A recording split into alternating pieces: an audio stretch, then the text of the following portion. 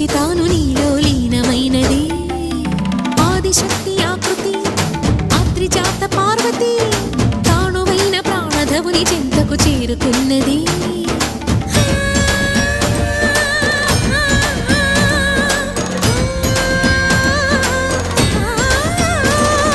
భవుని భువికి తరలించేలా ధరణి దివిని తలపించేలా